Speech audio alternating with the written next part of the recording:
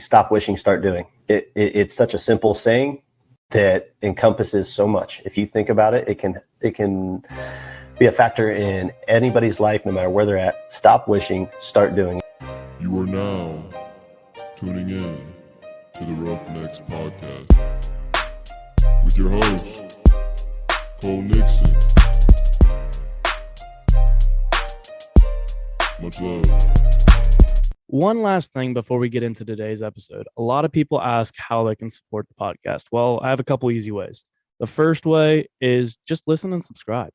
And another thing you can do is go follow the Roughnecks podcast on social media. We're on Instagram, Twitter, TikTok, Facebook, and YouTube as well. If you get something out of today's show, then do me a favor. Share it with a friend. If you really want to go above and beyond to support the podcast, then head over to roughneckspodcast.com and get you some of that merch. I appreciate all of the support, but let's get into today's episode.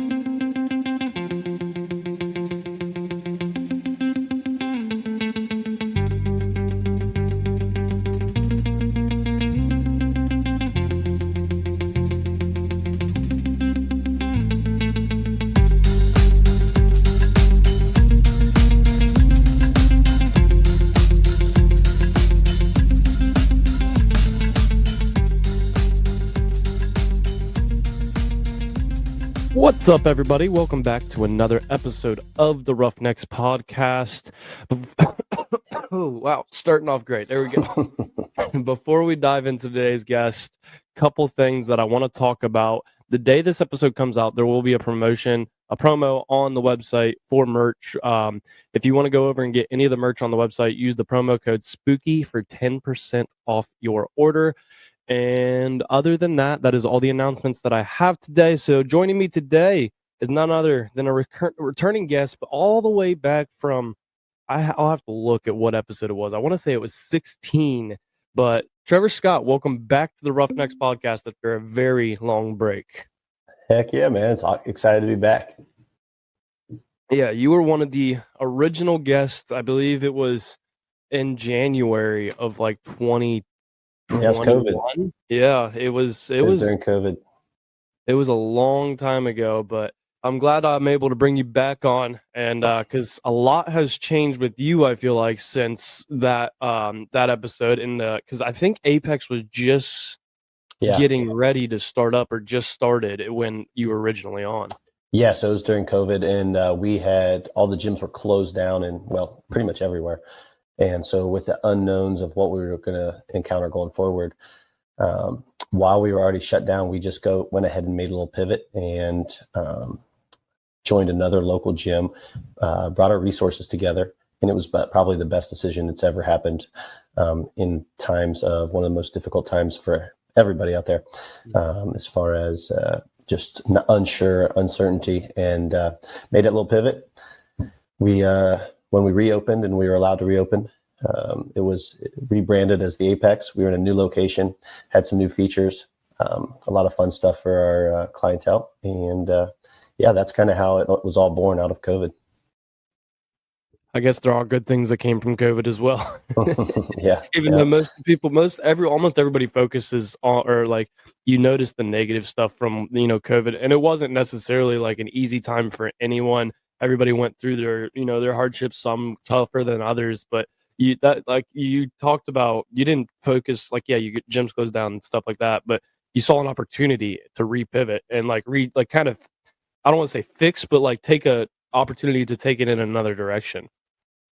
Yeah, absolutely. There's going to be all kinds of ups and downs in everybody's, whether it's their life or their business, whatever it happens to be. There's a couple different types of people out there. Some people just kind of let themselves get smacked in the face, and they just don't really do anything about it, and just keep getting beaten down and say, "Why me? Poor me." Everybody was going through some tough time during COVID, especially, and it's, what are you going to do during those tough times? And so, thank goodness, you keep grinding, you keep pushing through, you keep coming up with ways to pivot around some of the difficulties, and hopefully you come out on top. And if you don't, you try the next idea, and if you don't, you try the next idea, and you keep pushing until you make it. I'll tell you one thing that's not going to work is just kind of sitting on the sidelines and just saying, "Poor, poor, pitiful me." So Yeah, thank goodness we did that, and it worked out for our benefit. It's been awesome. It's been a blessing in disguise, and sometimes out of the darkest times come the brightest moments. We'll definitely get more into Apex, but one of the things to kick off our episodes, I always allow the guests to kind of give a background on themselves. So I wanted you to give a background on who you are before we get too far into this episode. Yeah, wow, there's so much. Started off as, let's just go all the way back to all my passions when I was younger. Sports played a big role in my life. No individual sports necessarily. I played them all. Baseball, basketball, football, golf, track. I did it all at one point. Love sports, love the team aspect of things. Love the fact of the more you put into something, the more you get out of it. And teaching someone hard work, discipline, showing up on time, all those kind of things that go with sports and athletics. Had a passion for math growing up. So I was a big math nerd. Once I got to college, I studied mathematics and wanted to be a math teacher, I thought. And I went down that route when I graduated. I was a teacher for 3 years. Loved aspects of it, didn't love other aspects of it. And that's when I've always had fitness and the gym life in my personal life. And so I pivoted to not just personal training, but eventually opened my own gym. Started off as a training facility, then it built to a little bigger gym, and now the Apex, which is a 24-hour fitness facility. I summed that up very quickly in 30 seconds right there. But I mean, that's something that took a decade to do. A long time of grinding it out, slowly building, slowly getting bigger. And the cool thing is now I get to use a lot of my math background and do some nerdy, fun stuff with all my athletes that I train. I'm a big trainer of athletes in the area, and I love to get data on all my athletes. So that's another little thing from my background that I like to bring into modern day. As far as that goes, I do some velocity-based training, and that's something that can be a whole separate topic if you want it to be. But as far as background goes, that's kind of it. That's the quick and shortened version of it. But yeah, it's been, I don't want to call it a success story because you're always striving and reaching for more, but it's been a slow, long grind with a lot of tough times in the last 10 years. And, if you keep pushing and you keep pivoting and keep making some good sound decisions, hopefully eventually you come out on top. One of the things that you talked about during that I really like, because it's a reoccurring theme on this podcast with a lot of, basically people that are older than me on this podcast that aren't just out of college or, in college now. But you talked about, you said you wanted to be a math teacher, you thought. Mm-hmm. We all go into out of high school thinking we know what we want to do, or, whether it's college or not college. And sometimes that was something I talked about with a guest that I recorded with this week, was he was like,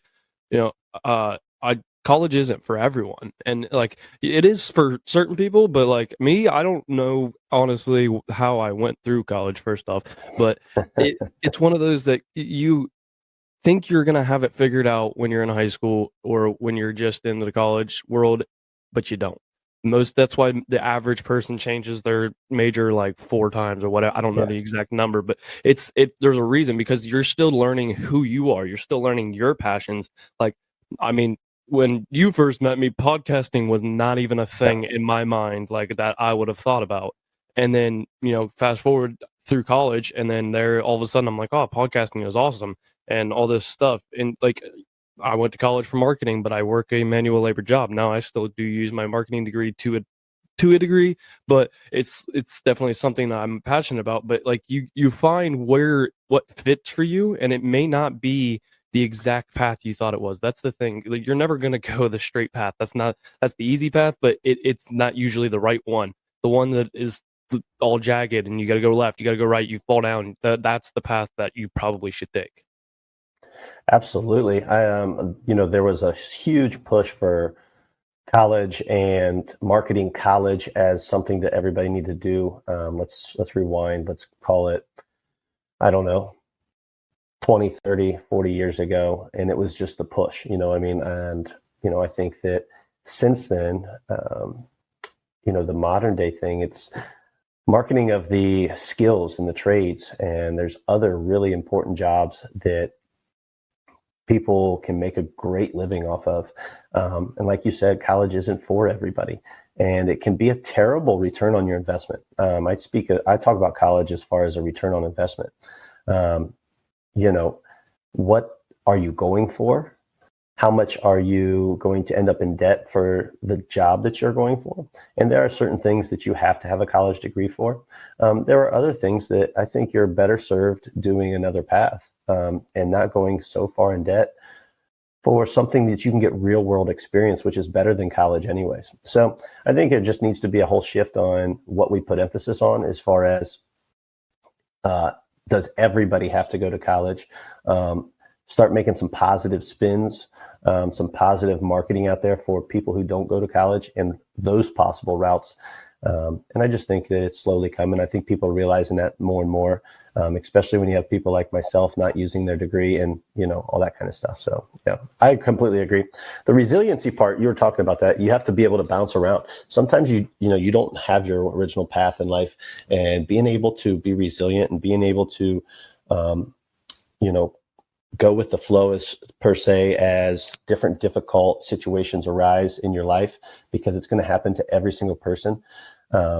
Being able to shrug those off and keep pushing forward, being able to maneuver and slightly go this way, pivot this way, you're going to need that skill. And so whether that is when you're younger doing sports, whether it's doing different competitions, however you learn that skill of being able to roll with the flow, being able to pivot, being able to make slightly different decisions, that's going to be a huge key character trait that you're going to want to develop throughout your life. And if you don't have it right now, buckle up, because it's going to happen.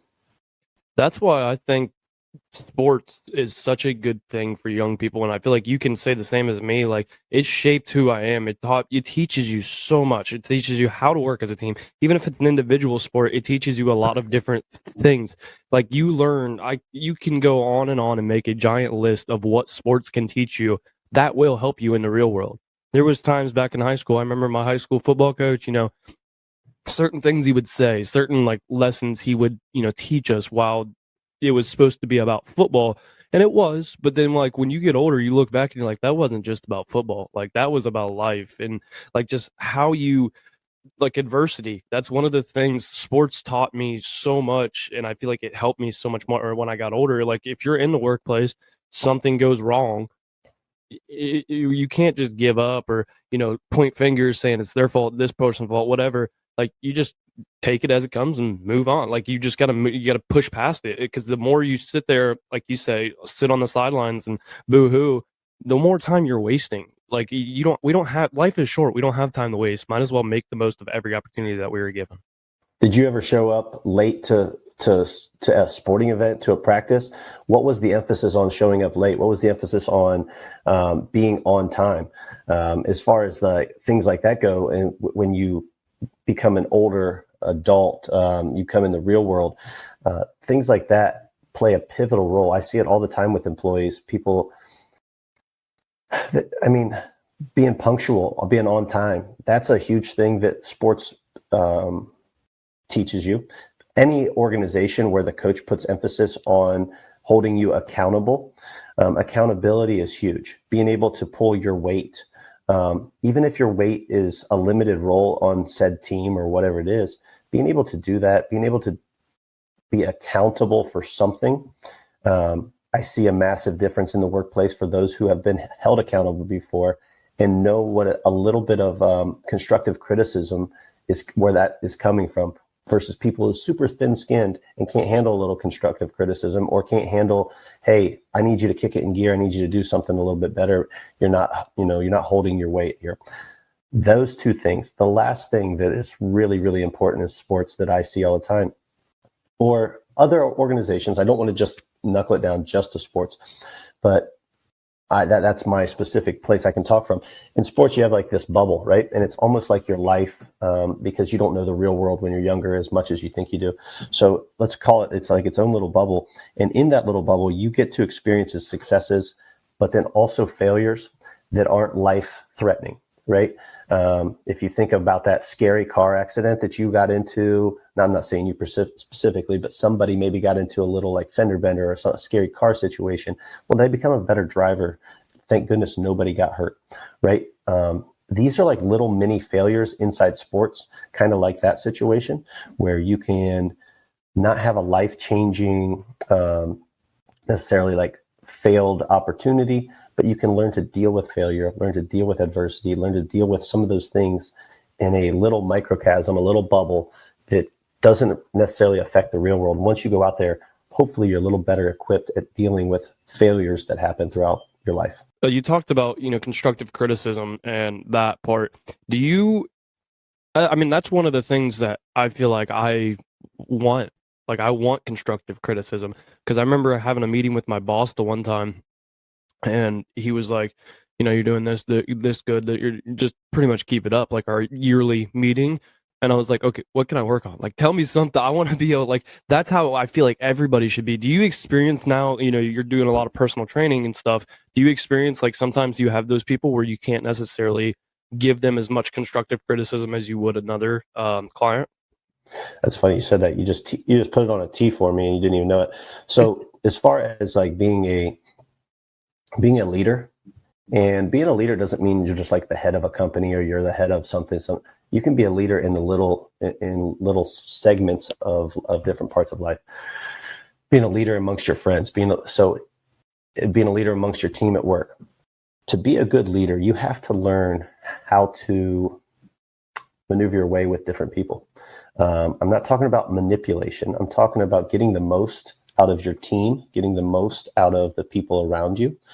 And some people, with the sports, this is something that you really learn. Everybody on our highly successful basketball teams growing up, they all ticked different. I got my motivation a different way. Our unbelievable center got his a different way. Our point guard got his a different way. And you had to talk to everybody slightly different. You still have to get the point across. You can't just be a baby about everything. But you have to be able to talk to people differently. You have to be able to lead differently, and you have to figure out what makes people tick. And being able to hold people accountable without them taking things too personal, with being able to know how to deal with them to get the most out of them in a job site, that's huge. And for you said that you wanted to, experience a little bit more of the constructive criticism. What can I do right? What can I do, or what can I do more? That shows your eagerness to learn.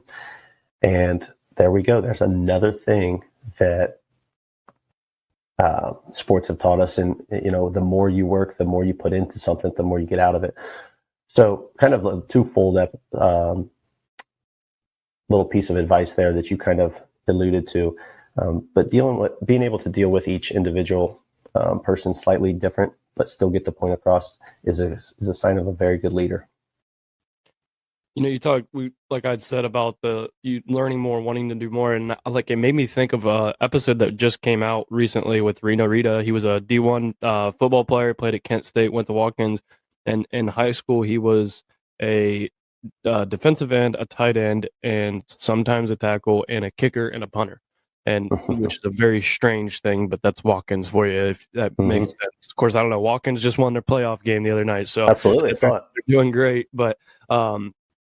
He was talking about that, and then in college he played offensive tackle, and then he went back and coached some high school football, like post college, and he was like, we'd always have these kids, I just want to play offense, I just want to play defense, and it's like, no, that's not like, and then, like it translates, like you said, it translates to the real world. The more you know, the better off you're going to be. His whole like episode was based around his idea of learn a little bit more.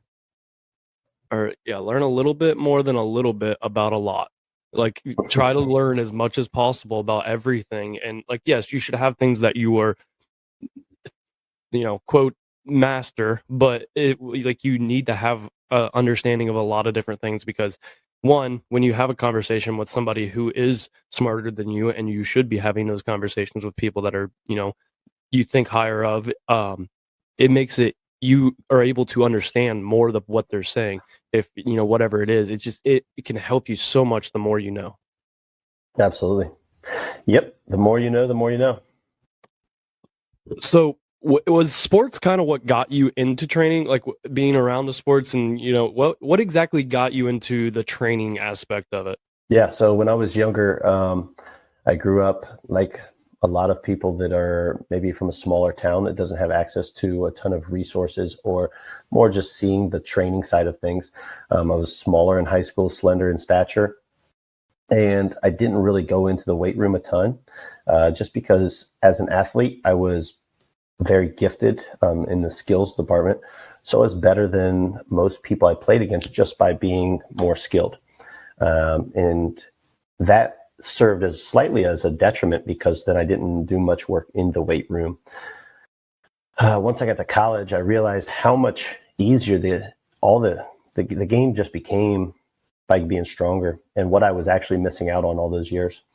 And so I kind of fell in love with that side of things. And then as I got out of college, and I wanted to be able to pass that on to a lot of the younger athletes and be like, listen, you are missing out on a whole facet of your potential by just thinking that your skills alone are going to be able to get you through this.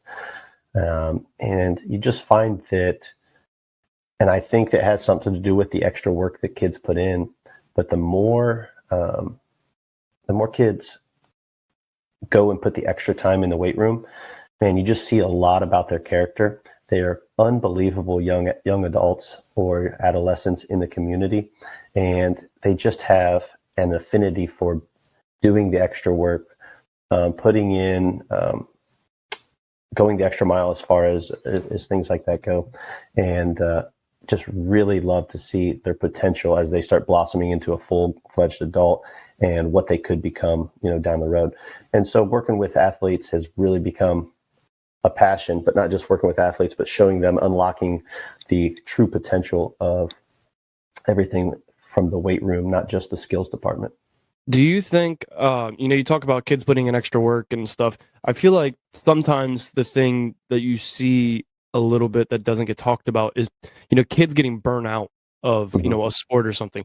Do you think sometimes there's like a line of how much extra work should they put in, or should it be, their choice versus, the parents maybe forcing them to do it? Like, where do you, like, what are your thoughts on that? Absolutely. Like, and the tough thing is, there's no cookie cutter answer, because everybody's different, and everybody takes a different amount to be burnout, or everybody takes a different amount to, maybe they're just that driven, and there is no burnout factor for them. And so everybody's different. I think the best thing, as far as things go, is for athletes is a good general fitness preparedness that can help them across all facets of athletics. It's tough for me because I don't like to tell anybody how to raise their child. But I definitely love, a good 2 or 3 sport athlete. I know it becomes tougher nowadays, because if you're not focused on something a little bit more, there's a lot of kids who are. But there's a lot of also benefits from doing other sports. It does help mitigate the burnout factor. But man, the burnout factor is just always going to be there.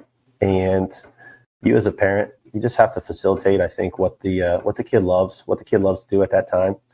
And, be there, support them. And if they want to put in extra time, absolutely, let's do it. If that changes over time, we can pivot, things do change. They want to get into different sports, whatever it has to be. But there's just no cookie cutter answer. Every kid's different, and yeah, I wish I had a more perfect answer for you. I get it, because that's the reason I asked the question, because I don't know. Like I feel like nobody knows. Like you said, there's no cookie cutter answer. It depends on the circumstance. And you said, one of the things, you like a multi-sport athlete. I feel like you definitely should play multiple sports. I know anymore today, I feel like you're starting to see, the focus on, like, kids are focusing on this sport and that's all they want to play. And like, it's fine, I feel like, but it's that's not an every kid type of thing. Like, and of course, my parents thinks that their kid's gonna be, D1 and and like I thought I could go D1, and then I went to D3 and was like, holy crap, these dudes are good, and I'm only at the D3 level. Like, monsters. It's focusing on one sport is not necessarily the best option, when you're young. Like maybe There you go. Yeah, see when you're in like high school, like if once you get to that point, but even that not necessarily, because like I mean, my passion was basketball growing up, and then once I got to high school, that shifted to football because I played on a Friday night, and I was like, this is awesome, and yeah, like right. a different. So like you're like, and we've already talked, like your passions are going to change once you get in college. Your passions are going to change when you're 30, when you're 40. Like things change and shift. So like it's not focusing on one thing isn't really always the best option. Yeah, like I mean, if while you're younger, play as many sports as you can. Mm-hmm. Play as many sports as you enjoy. I mean, obviously, I'm not telling you to play something you don't enjoy, but yeah, play as many as you can, as many as you enjoy. But then once you get to say you're a junior and you're starting to get some big looks. I mean, yeah, okay, we get it. There's no reason for you to be baby playing these other sports if you really have a chance to excel. If it's just, hey, I'm solid in all these. I mean, I don't know. Yeah, I mean that's a personal decision, but yeah, I would wait until later in your high school career to really weed everything out. If you have the ability to play all the other ones, if you don't, that's whatever it is. But it also you only get one go at it, and you're gonna regret not participating as much as you probably did. You are going to look back and say, "Man, I wish I did this. I wish I did that." Whatever it happens to be, you're going to have some regrets about high school or college or whatever, about whether I played a sport or didn't play a sport. So just try to mitigate those regrets and do as much as you're passionate about. Oh, I wish I'd have stuck with baseball. That's one sport that I wish I'd have, like, I feel like when you were talking about that, I say it all the time, like the one sport I wish I would have spent more time with was baseball. And I mean, I gave it up in 5th grade to start playing AAU basketball because that was my passion. And I focused on that one sport, and like it cut another thing out. And but then also the opposite of, I was not going to play basketball my senior year of high school. I ended up playing, and I'm very glad I did because like you only get one go. It was my last chance to really play basketball with an organized, and I'm very glad that I played. But what? And go ahead. I didn't want to interrupt you. Go ahead. No, you're good. Go ahead. I was going to ask you another question. So yeah, the brotherhood, sisterhood, whatever that is formed when you go through something even very remotely difficult, whether it's just a full season of sports, and there's ups and downs through that. You see it obviously in the military, but you see it in a lot of different facets. Anybody who goes through something difficult together, there is a bond that is formed between those people and between those humans. It just lasts forever. And so that is another reason to be able to participate in those team activities while you have a chance, while you're young. Take advantage of that if you have that opportunity, because those bonds that you form last a lifetime. Literally will last a lifetime. Like I'm sure you still have people from your sports playing days that you talk to like Absolutely. regularly. Like Dante, who was just on, met during sports in high school, still talk to each other. Scott, like I have a list of people even from college that I just texted a couple buddies the other day just to check in, see how they were doing. It's literally like in college kids, like a lot of those kids live in different states. Even like just form this bond with them, like you said, that is different than anything else. Like sports is just a wonderful, wonderful thing. One of the greatest things for like us. Anything you go through something with somebody difficult, a bond is formed. Mm-hmm. So what is this velocity-based training that you have going on? I've been seeing you posted in a lot of videos with it. Mm-hmm. I'm curious about it because it seems it's I don't want to say it's different, but it's a little different than most people of just like lifting weights and that kind of stuff. Yeah. So it is, I would say I guess it's more advanced, but it's more advanced in terms of the fact that every lift is held accountable.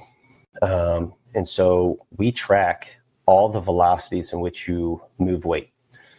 So if you lift 100 pounds, let's call it 5 times, it's not the same as lifting 100 pounds as fast as you can 5 times. You might be able to lift 100 pounds 5 times and be like, okay, I'm done. that was kind of tough, whatever have you. But we're tracking maximum velocity on every single lift, heavy or light, and basically looking at maxing out every single your force production. So I'm looking more at the force in which you produce than I am the weight that you lift. Does that make sense? Mm-hmm. So my numbers are looking more at force and power. Power is slightly different than force, but I'm looking at those velocity, force, power numbers more so than I am your weight that you're lifting. And because the end goal is in sports or athletics isn't, hey, how much weight can I lift? Your end goal for sports and athletics is how much force and power can I produce? And so that is the goal. And I can produce, for instance, more power with a weight that's less than maximal weight. And so using only heavy weights you're leaving something on the table. You're not fully getting the most out of your athlete. And so velocity-based training basically helps me do that. And I also get to right in front of them in real time. They see the speed in which they move it. They have a target goal that I give them in the program that I have come up with myself. Their target velocity. And if they don't get that velocity, they know that they need to push harder. They need to drive harder with the weight that they're using. At the end of that set, I can change weights right in the middle, right on the fly. If they're not getting the speed in which I need them to get, I can take some weight off. Not that, and most people would see, oh, hey, they got that weight 3 times for that set, so that must be a good weight. It's fine. Well, if I'm trying to get a speed velocity range, and they're under it, even though they're getting those 3 reps, I need to back the weight down. So it helps me literally see in between sets exactly how much weight to use, whether you're using too little, too much, are they fatiguing too much? Because that's another thing. They get a ton of endurance through their coaching with their individual sports. So our main focus is explosion and power, not so much endurance, because I don't have all the time in the world to be doing a ton of endurance work with them. So the last thing I want them to do when I'm trying to get maximal explosion and maximal power and maximal force, I do not want to fatigue these athletes. And so there's a lot of strategies and skill in writing the program so that I make sure that doesn't happen. So I know that was a lot to unpack there. I'm just trying to give you as general rundown as possible. The velocity, like, trying to get, like you said, the most out, like if you can lift 100 pounds 3 times or whatever it is, for the example, but you just kind of, up, down, like you just do it quick, but like repping out 100 pounds, like as quick as you can. Cause I remember it like made me think of times when in high school where, you do a workout and then at the end it was a finisher of just the bar, but you had to bench it as many times as you could in this like minute or 30-second period or whatever. And you get like halfway through and like, you're like dead, but it's because you're literally, like you talked about, I feel like you're using as much force as possible trying to get like, and it adds up. And I really like the whole thing with, you're able to right there show them like, hey, you're not getting the results you need. You're getting that instant result, but also like sometimes I feel like you get done when you get done with a regular workout and you're like, man, I didn't feel like I really got much. Like you don't know though, like you don't know if you really got it, and sometimes you don't even know to the end. But that like right there, it shows. All right, I got to pick it up. Like I have like, because especially if you're going through training, you're paying for it. You might as well get the most out of it. And if you're going to the gym, you should get the most out of what you're like. I don't care if you're there for 10 minutes.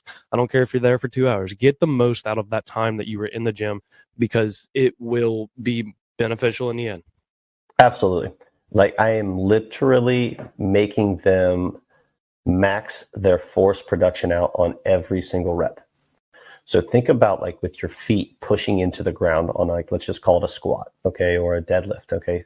You know that feeling that goes through your legs, that goes through your feet. I am maxing that force out that you are pushing into the ground every set, because I want you to move the bar faster than you did the last time, and faster than you did the last time, and faster than you did. Now we're talking about doing it safely and with different weights. Sometimes it's going to be near max effort. It's going to be up. Sometimes we'll go above max effort. Sometimes we'll do 40-some%. Maybe sometimes we do 60%. So we're doing different types of, it's very specific as far as going all through the force velocity curve. That's another thing that I could spend some time on as far as that goes. Remind me of the force velocity curve. That's a huge important thing as far as assessing your athletes. But yeah, being able to max out every single rep. Let's just call it a summer. Let's say I had an athlete for an entire summer. For all those workouts throughout the summer, I maxed out every single one. The amount of improvement that they're going to see versus not doing that every single exercise is huge. And so, for instance, and this will maybe help make the connection a little bit better. How many times have you said, okay, I, as an athlete, I started my program, I increased my squat, I increased my deadlift by X amount of pounds before the season started. It's like, that's really cool. Congratulations, you got stronger. How is that quantified into your explosion, your power production? Well, through the velocity-based training that I do, I can also take not just the weights that you're using, but I know how much power you're producing. I know your average power. I know your peak power on any single lift. Okay. And so I can look at where we were starting, how much power we were producing in said lift. Usually we're talking about like ground forces, driving through the ground. We can also talk about bench pressing and driving with the upper body. But how much force or how much power were we producing early in when we first started with the athlete versus, let's call it, in this example, the end of the summer, before they start their sport. And what I can do there is see percentage wise. For instance, I had just had an athlete that I did that with, and their power production, they were able to produce 30% more power. So 30% more power, you can think about that in terms of ground forces, in terms of driving with their lower body. That's a massive difference as far as when you think about it in terms of how much more power can I produce in my sport, not just how much more weight can I lift in the weight room, but in my sport, how much more power can I produce? 30% more power. Like, some people might be like, oh, that's like, it's just Crazy. 30%, whatever. But I mean, think about if you're an offensive lineman coming out of your stance to block someone with 30% more power than you did a year ago. Mm-hmm. Or pitching, you're pushing off like 30% more power is insane. That's awesome. But what is this? When you think about it like that, when you think about it in terms of power and stuff like that, in terms of forces, your light bulbs really go off. And you're like, oh my gosh, that makes more sense in terms of sports, in terms of my explosion on the field, on the court, whatever it happens to be. It's not always about the weight you lift. It's really like, well, we've heard that for years. And like, I remember going into college and like we're in the weight room and I'm watching people, bench 315. And I'm like, I've never seen anybody do that in person. Like, I didn't think that would happen. But then also those are some of the kids that are standing on the sideline because they're not, just because you can lift a lot of weight doesn't necessarily mean you're going to be, the best athlete or the, like, whatever that you want to call it. But if you have more force than people, if you have more of like that kind of stuff, now we're talking, you're probably going to be on the field. Yeah. The equation for force, here's my math nerd coming out. I get to use this data all the time is, force is mass times acceleration. So there is a speed component. There's an acceleration component built into the producing more force. So if you can increase your velocity, you can increase your acceleration, your overall force is going to go up as well. So it's not just weight, it's not just mass, it's not just the heavy stuff that's going to increase the force production. It's a combination of both. I do this with all kinds of athletes, and we have a really good power lifter, and using him as an example on his deadlifts, hooked him up to the velocity-based training. He's super strong. And you would be like, oh my gosh, he's doing everything right. Okay. And his numbers are really good. You start hooking him up and you do a force velocity profile with him, and you realize how force dominant he is. And what I mean by that is lower weights that he should have been moving at an accelerated, much higher velocity, he was not moving them very fast. He was not able to move them very fast because the speed component, the velocity acceleration component there was lacking in his performance. But he was able to produce a ton of force. Like he could do it. It was very slowly though. So his curve here, I mean, his force numbers were up here, but his velocity numbers were very shallow. They were just right here. So it was a very steep triangle almost is what you're like looking at. And you want more of an even 1-to-1 almost ratio, and then you can push that whole triangle. And the area under the curve is going to be your power. And so he has this super steep amount of force that he's producing, but he's leaving so much on the table that he doesn't even realize because his velocity side of the table is so lacking. So if he was just to even out that velocity a little bit more, get better on that, and it would also increase his force as well. So the more that goes this way and vice versa, you can push that triangle diagonally a little bit better. Does the force, that force velocity curve, does it kind of change a little bit depending on the sport, or is it pretty much should be about the same for every sport or athlete? Yeah, well, as far as like the numbers are going to change per athlete for sure. Mm-hmm. But like as far as like how you want it to look and represent, you want to try the fastest way to get more area under your curve. Let's just think of it as a triangle. Think of it as a right triangle. I don't know how I'm drawing this based on the computer looking at me, but just base it as a right triangle. You want the R squared number to be a nice 1-to-1. Okay. And the closer that is to 1-to-1, the easier it is to push that entire triangle, move that entire line this way. Okay. To put more area under the curve, which is your total force or your total power production, the amount of power you're able to produce. And so long story short, if you're an athlete who has one or the other and you're dominant in velocity, but very weak in force, you still need to train velocity, but maybe put a more emphasis on force. If you are very dominant in force, but very lacking in velocity, still train the force side, but maybe put a little bit more of an effort or an emphasis on the velocity side. And once those start to even out and you get that nice R squared number to be about a 1, you can really then even your program out and drive that whole line, that whole triangle, and just make that big right triangle even bigger and push it that way and put more area under the curve. So long story short, you just kind of want to make sure that you're not deficient. We call it deficient in force production or deficient in velocity. And it's all based on you as an individual athlete. Like, where is your strength? And then where's your weakness? Let's even those out. Now get them both better. So what's a force training look like compared to like a velocity type training? So like what is the difference? Force training is probably like something that's more emphasized on force is probably something you're kind of familiar with as far as like heavier weights. So there's actually a way to produce 10% more force than doing a pure 1 rep max.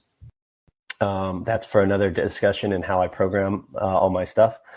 But long story short, you're going to want to produce a ton of force by lifting a lot of weight. Now, there's safer ways to do that by using your velocity-based trainings and being able to, whether it's a partial rep squat or a deadlift off blocks, I can load more weight on it than you can technically handle with a full range of motion. And you don't want to do this all the time, but for instance, I can create a lot of ground forces by overloading you, but also in a safe way where you're not in compromised positions. So a force-based workout would be heavier weights. We're looking at 60% and up. So like when we were in college, our second strength and conditioning coach that we had, he did all of our max outs were 2 rep max. Yep. He didn't like to do the 1 rep max. What is your thought? Because like I feel like, I mean, obviously there's a safety thing, but also having someone who does know how to properly do it and to overwatch you to like make sure you don't hurt yourself. But you know, what are your thoughts on the 1 rep max or the 2 rep max? Like, is there a better way to max out, or like how is your max out considered? Yeah, so that's just another reason I'm such a huge fan of velocity. I am able to see, because we go in force, production, right? Like we're not doing weight maximal production. I'm able to create more force using sub-maximal weight. No, but that's because I measure everything in terms of force, in terms of power. Yeah, we use weights to get that, but my speeds tell me what weights to use and what weights you're able to handle. And so we keep our athletes pretty safe as far as like that goes. And we're not doing, when I have an athlete, because I'm able to use the speed as my indicator of velocity for certain weights, I have to have them do 1 rep maxes. I can get near 1 rep maxes. Now, if you don't have that check, that balance system of being able to see every single rep, what they're doing with certain weights, then you're going to have to go by the old school way with percentages. You're going to have to go, hey, I got to find out my 1 rep max. I have to get as close as possible with my workout for, say I'm doing 60%, say I'm doing, 40%, say I'm doing 70%, whatever that day of the workout calls for. And so without the velocity-based training, without some type of, what do you want to call it, a gadget, I don't really know what you want to call it, without something that's telling you the velocity, you're going to have to do some 1 rep maxes. I don't need to, and I don't do it because it's safer for my athletes. I can produce more force than a 1 rep max other ways. And all my stuff is in terms of forces and power production. We use weight to do that, but yeah, that's pretty much my answer, I guess. I've been seeing you post a lot of the golfing. You're hitting the driver. Are you using that velocity training with that as well? Absolutely. I use it for everything. As far as if you want to be an explosive athlete, you need to get with somebody who knows how to do that, and somebody who's done it for years, like myself. Because it's not just like a cookie cutter thing. It's like, okay, I have my velocity-based training apparatus. I can get my velocities from my athletes, and here's what I'm supposed to do with it. Now you have to. There is a learning curve. You have to be able to have experience with the athletes. You have to know exactly what ranges to put them in. You have to know exactly what velocities to use. You have to know a lot of things about how to potentiation and different parts of the strength and conditioning world, and take all these different worlds and put them together in a really cool program. You also have to realize that with an athlete, as a personal trainer, you're only going to get them about twice a week on average, sometimes more. But how do I maximize those 2 times a week? How do I lift with them in season versus out of season? How can I keep them safe? But also, all my athletes hit PRs during the season. And that's kind of unheard of. That's another topic that's crazy. But they're also doing it in a way that is safe, that is helping them reduce injury, but they're not getting fatigued either. I have athletes come to me day before games, day of games, and we do a priming workout where actually we'll potentiate things, and they'll feel faster and more explosive during their game. So there's an in-season a curve that you need to learn that's different from what you've been taught in the past, and it's very specific because you can mess it up pretty easy. But as far as like the long drive stuff that I'm doing, I'm absolutely. I've always been an athlete. I want to continue to train like an athlete, and I'm doing all this stuff, so I might as well. And yeah, I do a ton of velocity-based training. I just did some yesterday with some split squats. I do velocity-based training. I get the tracker on me at least 3 times a week with different lifts.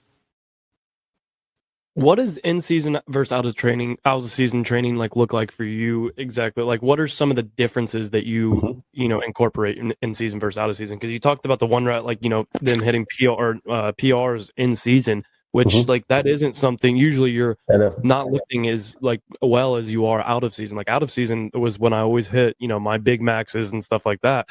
And in season, it was kind of also I feel like some of it's on yourself. Some of us. I did it from times where you half-ass, you can do more weight, but you're not trying to get too sore for practice or whatever. But what's in season versus out of season training look like for you? Yeah. So again, remember, we are talking in terms of force production, right? So that again really makes you go, oh, okay. So there's other ways he can produce a ton amount of force without maxing out every day. Now, also with that being said, your weights are going to go up in season if done right. So my out of season though, it's a little more intense. But once it's hard to describe specifics because every athlete's different, but we're going to do a little bit more volume out of season. And so the volume per workout, the amount of workouts per week, we're going to do more. Once in season comes, that's when the phenomenon happens, as far as if you know how to program it, if you know how to do it correctly, if you know how to really systematically put things together. And in season is where you're going to want to lower the volume a lot. We do a little thing called microdosing. And so microdosing is a cool term and a higher level of strength and conditioning coaches for in-season lifting. Now, I take the microdosing that they do, and then I also take the velocity-based training that I do, and I merge them together, and I have a super, I want to call it like, all lifting has its risk, but it's a super safe version of working out during the season, but also producing a ton amount of force without fatigue, without getting your system run down, and still allowing you to perform, because that's the biggest thing, right? During season is people getting tired and sore and not being able to perform during season. And we really lower the volume. We microdose things, but we still produce tons of force. We do not, the intensity is super high. So that's something that like people don't realize. It's like, okay, during the season, let's just maintain, let's kind of just, not go too hard. Don't be too sore. And that's better than nothing, but we still hit super high intensity lifts. We do it with the velocity-based tracking system so that we don't have to do single rep maxes necessarily all the time. But we are still lifting a heavy weight, and we're doing it in a way though that is not going to overtax the system, and we're going to microdose it. Man, how much research have you done on this stuff? Because like listening to you talk, like it's obvious that you put in the time of, truly learning about it. Like you truly do. It's something that you truly understand, and that just listening to you talk about it, it is very impressive. I got to give you credit for it. Thanks, man. Yeah, it's my passion. I love it. I absolutely love it. When you find something you love, you'll become a nerd about it. And I'm an absolute nerd when it comes to researching the topics as far as how do I make athletes faster, stronger? How do I keep them healthier? Injury prevention. How can I lift during season, all season? So as far as research goes, hours is not like a good way of describing it. It would be weeks, days, months, years. And I don't listen to music anymore in my car. I listen to podcasts. I listen to informational, boring podcasts that people have zero interest in listening to. Just looking for all these little mini nuggets that I can take from all these really, really smart people and put it together in my own little system. And so I'm not a huge music guy anymore. I mean, I'm a huge music guy. Don't get it twisted. But when I'm in the car, it's my time for learning. When I have stuff that I can just have on my phone, a podcast up, and I can be listening to it while I'm doing something. And I hear something, boom, rewind, write it down. So as far as like the research that goes, I'm always learning.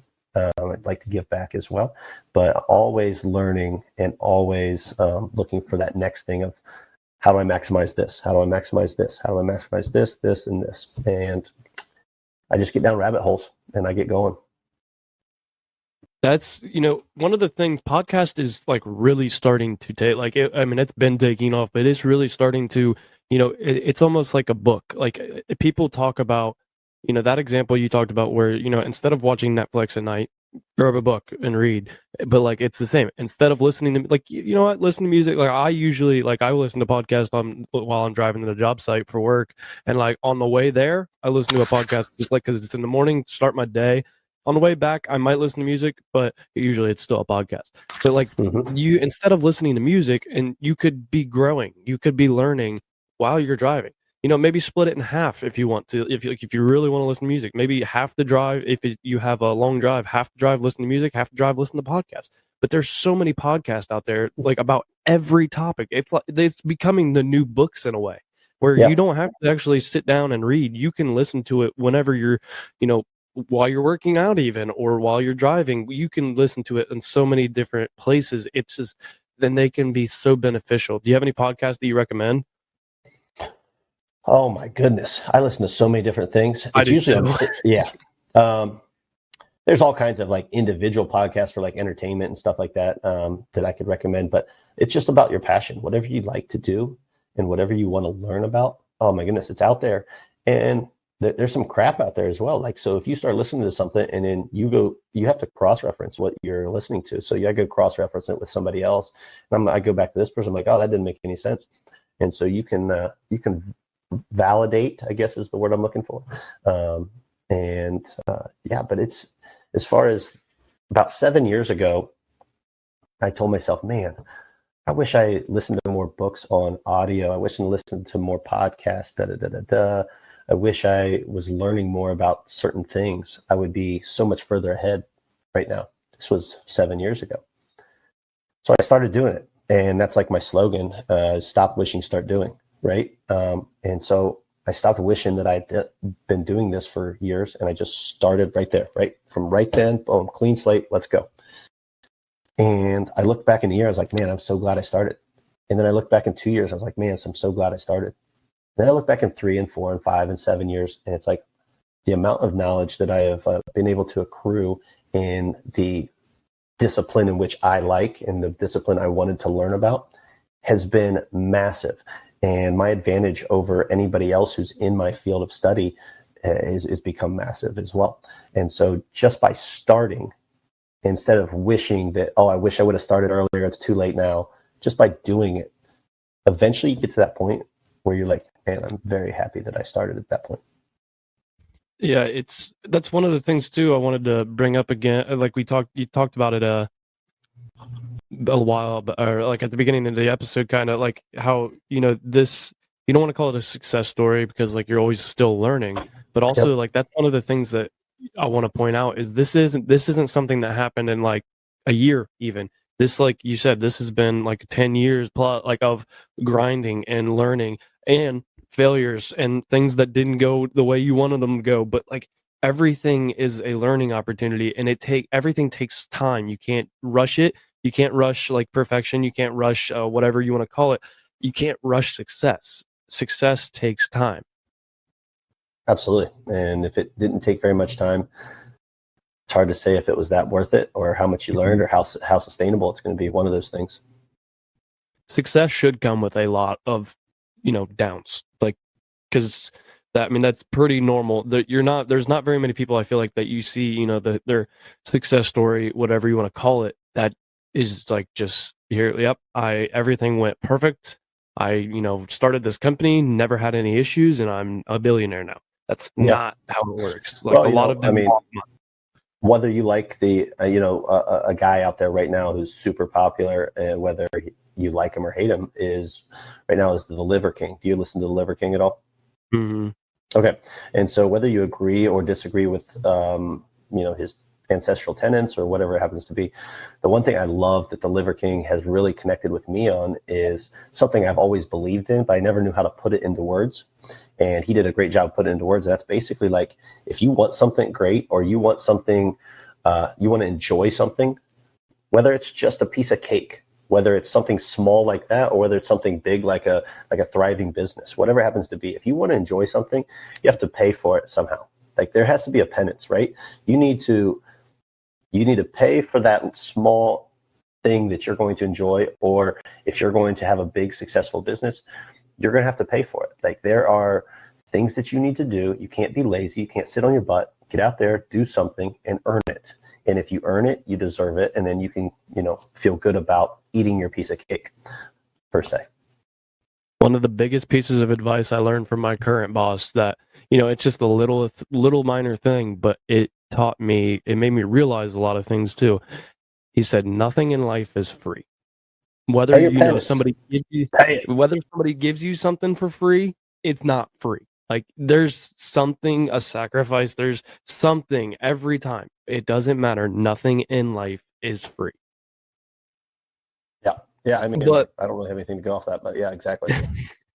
We're going to move into some of the final segments of the podcast. I do have a question that I like to ask all of my guests. It's a fun question. I don't think I asked it the first time you were on because I started doing it after, I believe, but I may have asked you. I don't remember. But if you could go back in time and tell your 16-year-old self one thing, what would it be? Man, wow, that's such a good. I want to have such a better answer than I have off the top of my head. I don't really have anything awesome off the top of my head. If I could tell my 16-year-old self something, what would it be? Man, I don't know. You know what? They're going to have a lot of ups and downs. You're going to have a lot of tough trials. Just you're built for this. You're tough. And all those times that right now that you think that your dad's being too tough on you, like you're going to look back on this and you're going to thank him. And that would be something that in the moment you don't realize. And then later on, it's like, you know what, Pops, thanks, because you got me through a lot of tough times when I got older, and I was able to handle this, and I was able to pick myself up and not throw a pity party and get to getting on and making sure that we don't do that again. Yeah, I feel like as 16-year-olds or like, when we're younger, we think the world's against us, but in reality, it's just training us. Yeah, it's absolutely. Or that we know everything. Yeah, I still think I know everything.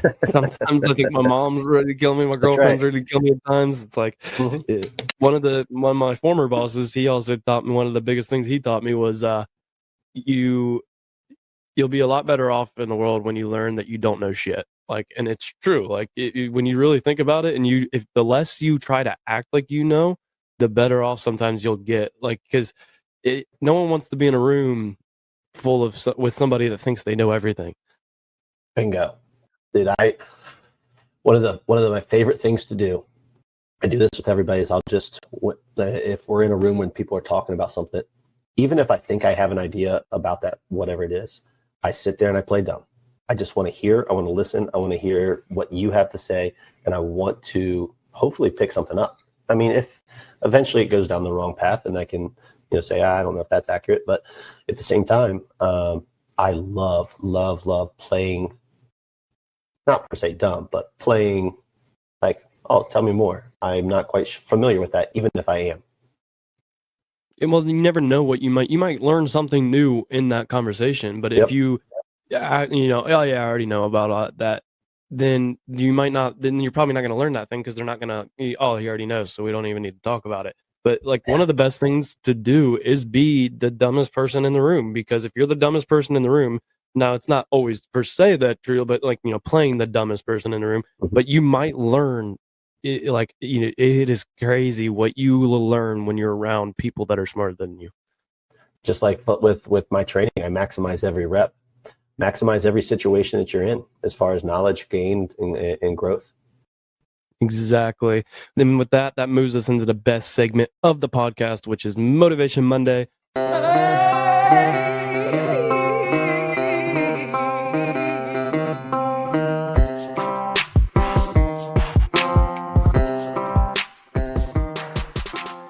Motivation Monday is the point in the episode where I allow guests to give the Roughnecks listeners a little inspirational bump to set the tone for their week as they listen on Monday morning. So what do you got for Motivation Monday? Motivation Monday, easiest. It's super easy. Stop wishing, start doing. It's such a simple saying that encompasses so much. If you think about it, it can be a factor in anybody's life, no matter where they're at. Stop wishing, start doing. It's on the back of our t-shirts at the Apex. We put it on the back so that everybody sees it every single day. Stop wishing, start doing. Whether it's, I want to learn more about this, I want to start a business, I want to be better in this discipline, I want to be better in these sports, whatever it happens to, I want to be a better family man, whatever it happens to be. Stop wishing about what you don't have and just start getting something done. Stop. I'm trying to refrain from cussing here, but at the same time, stop being a sissy. Just get it done. Just start doing, start somewhere, and just stop wishing about it. The first step with anything that you do in life is starting. Just start. It doesn't matter what you want to get, what we want to accomplish. You want to start a business. You want to read more books. Okay, start. Like, just start doing it. And like what is it? The consistency and discipline will like be there when motivation's not. You're going to have days where you're not motivated, but if you're consistent and driven and you stay consistent and you work at something and you start doing it, you're going to be a lot better off. You just have to start. I think we've all heard the sayings, stop talking about it, be about it. It's the same thing. Yeah, there you go. Exactly. Just be about it. And with that, man, I really appreciate you coming on. Where can people follow you on social media and follow some of your training? The Apex Fitness Center is our gym. We have all of our social medias out there. Trevor Scott _ Apex FC. That is my individual handle. I post a lot of philosophy-based stuff there. If you have any questions, feel free to reach out. I'm always wanting to help improve athletes, especially baseball players and golfers. The amount of ground force stuff they use, I love training those type of athletes. But also football, basketball, volleyball. Everybody can benefit from it. So if you have any questions, feel free to reach out. Send me a DM. Whatever happens to be. I'm also posting little nuggets on there as far as exercises you can do, and maybe you can pick up some things. Definitely go give him a follow. You will not regret it. I really appreciate you coming on, but you guys know the deal. Until next week, or till Friday, life is hard and is going to knock you down just like a bull does to a bull rider. Don't let the bull of life walk all over you. Get up, grab the bull by the horns, and take control of your life. Roughnecks, out.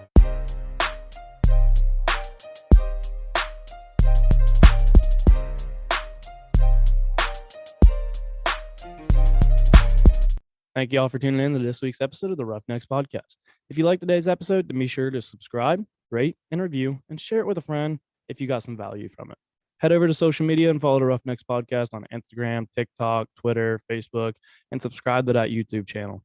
Don't forget to get you some of that merch by heading over to roughneckspodcast.com and subscribe to the newsletter while you're there. See y'all next week. Roughnecks, out.